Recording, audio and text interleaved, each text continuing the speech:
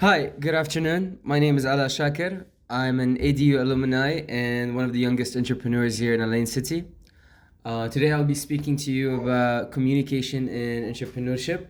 Obviously, everybody believes that they know how to communicate, or else we wouldn't have been here today.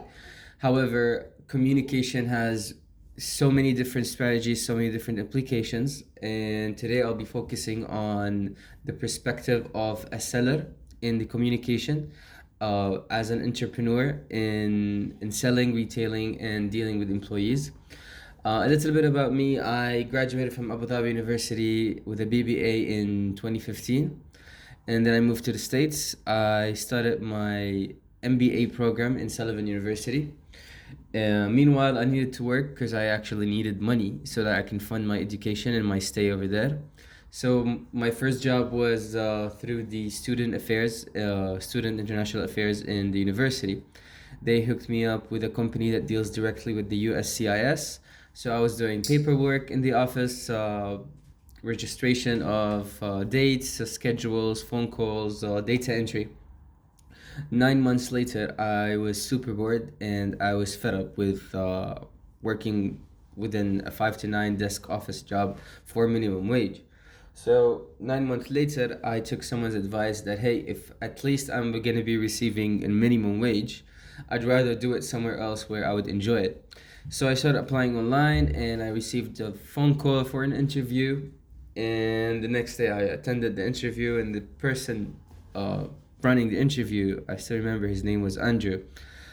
He's like, the only reason why we will hire you is because you might bring something new to the table since you are an Arab, you are out of the States, you speak two languages, uh, but not because you have the experience that allows you to be with us here on the team. So we are looking forward to see what added value you can bring to the table. Obviously, that also worked as a motivation for me. So now that I'm challenged, I need to make sure that I add something to the table. So a week later, I started, and the second I entered the training office, which was within the same building when I did the interview, all I can see is teenagers like 19, 18, young adults up to like 21, 22. And I was 22 at that time, and it was about 11 of us with one instructor. Her name was Whitney Vadabancourt, and she was about 31, 32 tops. So what was so interesting is that from day one, when I attended that office, you could see that everyone was focused looking at Whitney. However, me and three others, we were like, why is there so much excitement? Why is there so much positive energy? People jumping out of their places, wide smiles on, big wide eyes looking at everybody. And you can spot who is new in the room, which is me and the three others. And around the rest, which is like 9 or 10 of them, um, they're just excited. They're like pumped with energy. Moving forward, Whitney is the person who became my role model. Whitney is the reason why today I'm a successful entrepreneur. She made sure that I understand 5 steps to a successful conversation, which allowed me to shape every single conversation I have, whether it was with a supplier, with an employee, with my wife, with my family, with strangers in the street or in the industry. Um, the company is called Vibe Concepts. Vibe Concepts is just an entity. I'm sure you're entity within the incorporation, which is Smart Circle. Smart Circle is the largest so far till now, the largest direct marketing company in the entire world. They have more than 167 entities, and they have more than 6,000 employees all over. Um, Moving forward, uh, I graduated my master's degree. I was too busy making a lot of money. I did not attend my own graduation. And when I took Whitney's advice that, hey, I know you're making a lot of money right now, but imagine how much more money can you make if you're doing something you love, you have passion about. I told her, hey, it's food, and I definitely want to pursue my passion of food and restaurant industry.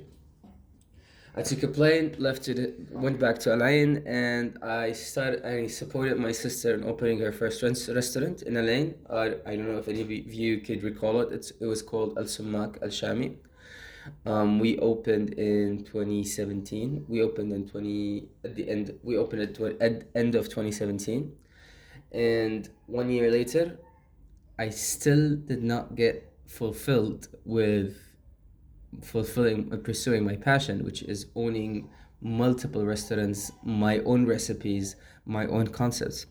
So on my third job as running management for El Sumak Shami, I resigned from my sister's job, and my journey began. Communication and entrepreneurship.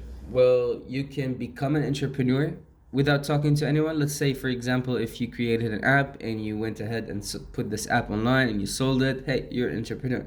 However, imagine what a successful, amazing, huge entrepreneur you could be if you were able to speak to everyone.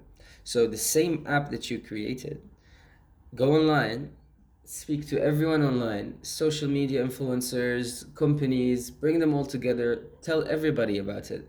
Can you imagine how much more value this app will have now that everybody knows about it, not just one company? Now, how to have an effective communication? It's by impulse. So, what is impulse? You know, when you go to a hospital and you're checking your heart rate and you see that line that goes toot, toot, toot, toot, up and down, that's impulse. Imagine conversations that, for example, when you start a conversation with someone, right before you say anything, the impulse is at zero. And now that you start speaking, that impulse start rising up slowly. But however, if the person does not like what she's hearing, does not like you, for example, that impulse is going to drop down and it might go below zero. So communication is like that impulse. There are 5 steps to an effective conversation. ISPCR. Now, how can these 5 steps make an entrepreneur? It's to be an entrepreneur, it means you are creating something out of nothing, or you are selling something that is represented by you, or you promoting something or someone yourself, for example, for a service or advice or consult or knowledge that is from nothing. So basically, let's say, for example, what the definition of entrepreneur is. For example, I can go online, I could do drop shipping. A customer orders a chair, I'm the middleman, I bring the chair for 10 dirhams less, I sell it to that customer for 10 dirhams more, I make 10 dirhams. I'm still an entrepreneur.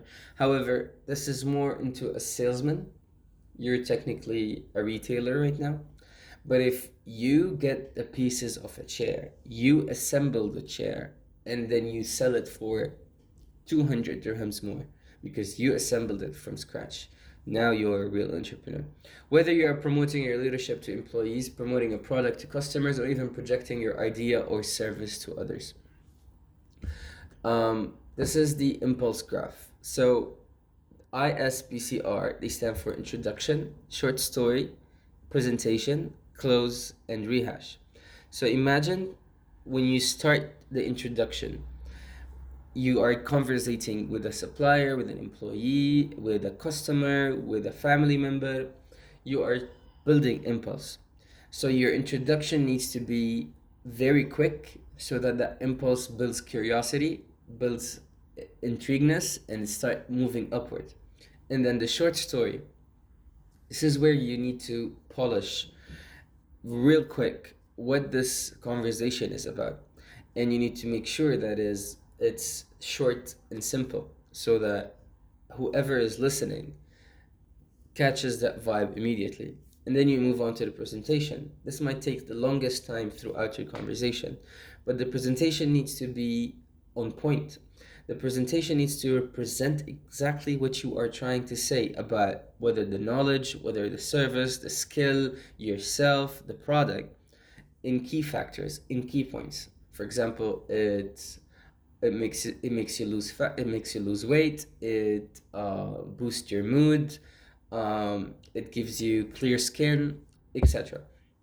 And then the close. Close is the most important part of the conversation, because if you don't close, then the conversation is meaningless. So, for example, if I am the KFC employee and I tell you, hey, I have a Twister, Zinger, and a bucket. What would you like to order? And you're like, a bucket. Okay, that will be $25. You pay $25. I closed. However, if I am the employee and you're just standing there and like, hey, I want one Twister, I need one Zinger, one bucket. Okay, then what? That's a meaningless conversation. So the close is to actually end that conversation, whether it was a sale, like the KFC example, or if it was an introduction to yourself. Hi, my name is Ahmed. I am a surfer. I do this for a living. Hey, that's how I got that's how I bought my car, and that's how I afford my education. You have I just saw your pretty dress. It looks amazing. Where did you get it from?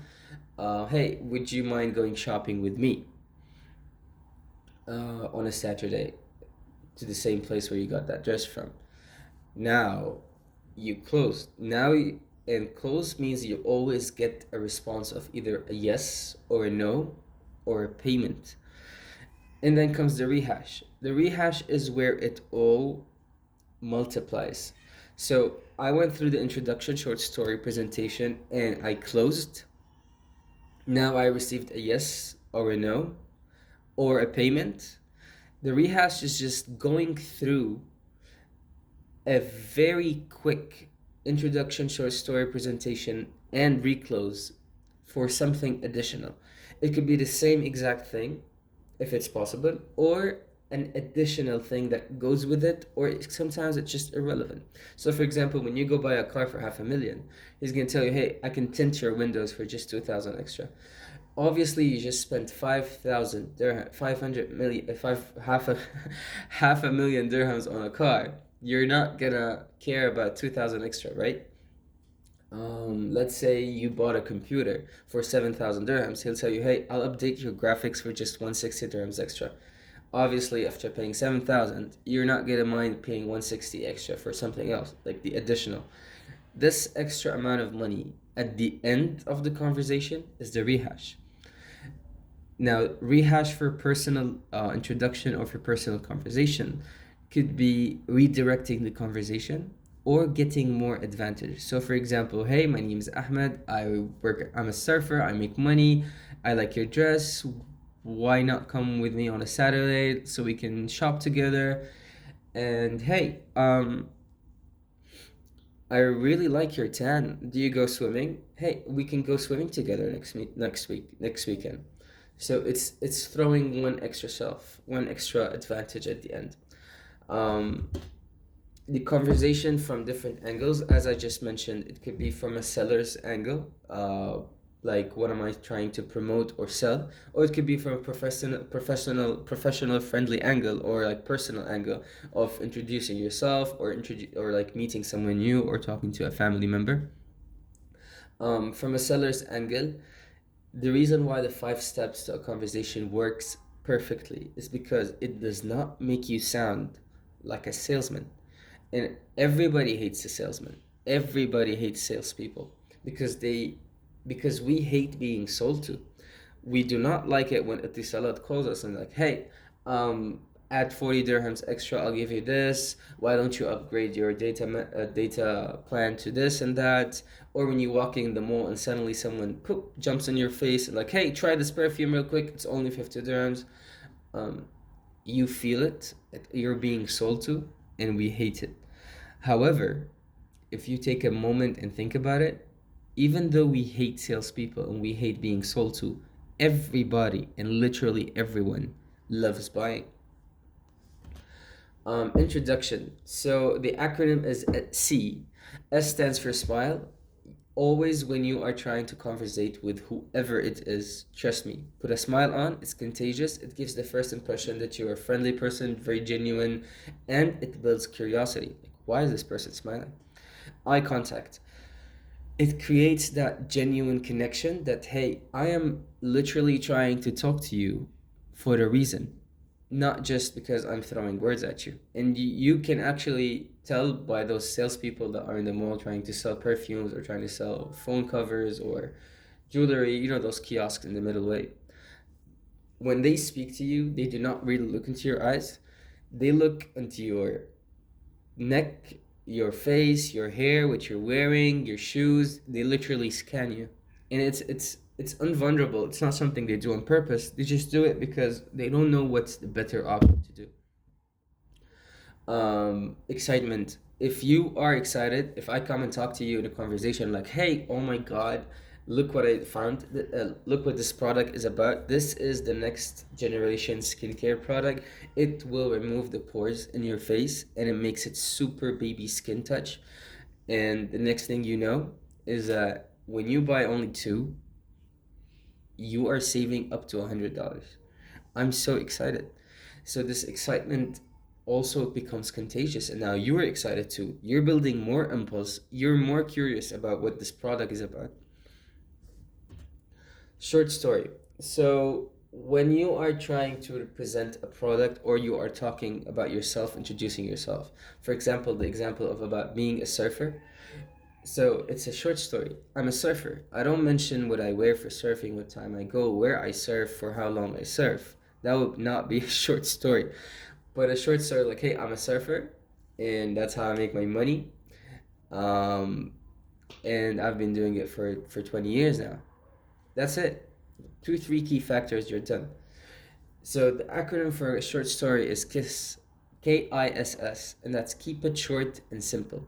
The more you talk, the more the impulse drops down. Presentation. So the number one thing that they teach you in those huge incorporations available in the States is sense of ownership. They need to help you understand that if you do not represent something in a way that makes it feel like, hey, I want to own this, or I already own this, or I feel like I own this, or my friends own it, then they won't be going for it. They won't buy it. Even if it's something that you're presenting about yourself. So, for example, back to the surfer example, if I did not mention that, hey, I like that dress, and I am going shopping, you should come with me on a Saturday to shop too at that place. I'm mentioning that place where she got the dress from, and that I like her dress too. So there's so much ownership in that decision making that when she reaches the close, whether she will come say, yes, I will go with you, or no, I raise her impulse, creating a sense of ownership. And that's all that matters. I'm not saying that a presentation or a 5 step to conversation guarantees you to get a yes as a result or to drop a sale at the end, but it will create for you a fast track to getting that no first. So, for example, if someone is a negative person or someone is a negative customer, um, and definitely that person will not be buying regardless, you raise that impulse all the way to the close. You close, and then you immediately get that no. And if you get that no, you know you did everything you can, so you jump on to the next person. Um, Presentation, for example, hi, I'm Ahmed. I'm sure you know due to the corona pandemic, we all wear masks, which is why everyone's trying this organic cream that cleans the skin pores inside out, making you feel that soft baby skin. The sense of ownership in this, first of all, introduction. Hi, I'm Ahmed. Short story, I'm sure you know due to the corona pandemic, we all now wear masks. Presentation, which is why everyone is trying this organic cream that cleans the skin pores inside out, making you feel the soft baby skin. See, now this is a presentation without a close. The close is to get that yes or no. So the same conversation, reaching up to soft baby skin, close it. How many do you need now? Do you want to start with two for now? And if it's a personal conversation about a surf, back to the surfer example, uh, can you do me a favor and go with me on Saturday so we can do shopping together? Or hey, I'm going on a Saturday to do shopping. I'm that place is cool, right? Would you like to join me? So this way, at least you know you're getting your no, and you know that getting a yes or no doesn't matter as long as you close because you are ending that conversation. So when you're talking to a supplier, for example, um, this is I need 25 pieces. It's 2 dirhams per piece, so that's 50. Hey, how about I pay you just 45 dirhams and we close this deal right now, and I'll send you the money right away. You do the shipping by tomorrow. Okay, go ahead. Um, if you don't close, again, your conversation becomes meaningless. The rehash. Oh, this is my favorite part. This is where all the pure profit happens. This is where the real money is. So again, if you go to buy a car and 500,000, and then the car dealer says, "Hey, I'll add tint for you for 2,000." Like, okay, fine, go ahead. That 2,000 has so much more profit percentage than the 500,000. If the car is worth, for example, 250, 250,000, and you're paying 500,000, that means he's making 50% profit, right? Okay. The tint might cost him 20 dirhams, and he's costing you, and he's giving it to you for 2,000. That is levels higher than just 50%. This is where the pure profit comes in. So when you are rehashing, um, usually it's a standard it's a standard strategy in the States. They teach it to all retailers, to all sellers, to all promoters. So you always need to look after the close for two no's, two rejections. Once you get two rejections, do not ask any other question or else you will kill the impulse. So if you get a yes and then you get a no, you go for another question until you get another no. You stop, or you get another yes, and then you keep asking more questions. I'll give you an example, something that you probably can test by yourself. Let's say, for example, you go to KFC, you order a twister, and that's, start a conversation. Hi, can I have a twister? Hi, introduction, can I have a twister? Short story, presentation. She will tell you, can I have that's the short story. Sorry, the presentation will be twister. The close will be just one. And now moving on to the salesperson at KFC, she'll tell the cashier. She'll tell you, would you like cheese with it? That's the first question. So if you say yes, she'll ask you another question, obviously. If you say no, she'll still ask you another question to get the other no. Okay, would you like a large combo with that? You tell her no, that's two no's. She stops asking you for money, for questions. If you tell her, yes, I want up large, she'll tell you, great. Would you like, you want to try cookies with it? You'll tell her no. Now I need another no. Do you want something else? And you tell her no, and then she punches on she closes the bill and she gives you the bill, and you're like, hey, that's it. I want you to go out there and try it, whoever eats KFC anyways, and when they ask you for cheese, I want you to say no, and then they're gonna ask you another question, and I want you to say no and see how they're gonna close the conversation. They're gonna give you the bill. And I challenge you, 75% of the time, they will still put cheese for you in that sandwich. It's because if I can take 2 dirhams extra from you, why not? All the online new games, for example, Fortnite, now they deal with rehash sales because that's how they make more money. So, for example, to get the game, it's for free. But if you want a battle pass, which will give you much more features and advantages inside the game, you're gonna have to spend money for it. if you want a nice skin, a nice gun, a nice, flag, you pay extra money inside the game. But inside the game, it won't be a rehash until they give you something, right? So, but rehash is not a rehash until you actually got something first. So, inside of Fortnite, for example, they're gonna give you rewards for playing. They're gonna give you a regular skin, a regular dance move for free, and then they're gonna promote for you like, hey, how about you spend money and get the cooler stuff? When you go to supermarkets like Carrefour or like Mega Mart or whatever, um, you do know that they pay around 40,000 50,000 dirhams just to put their product on the shelf in the most important lanes within the supermarket. However, they spend about 25% extra over that 50% just to have their product in the shelves that are next to the cashier. These are called the rehash shelves. So after you enter and you go and you see the offers, you see the deals, you buy something that sounds very good for you, you go ahead, you reach the cashier. You are done with all the offers and the deals. Now you're at the cashier, they closed you already, you're about to pay. And then you look at the shelves and you feel like, I can use a Maltesers. I can use a lip, what is it called? Lip seal. Or I can use, for example, batteries. I can use bandage. I can use some chocolate, some Starbucks, some chewing gum. And those items right there are the rehash items, which they make more money on them.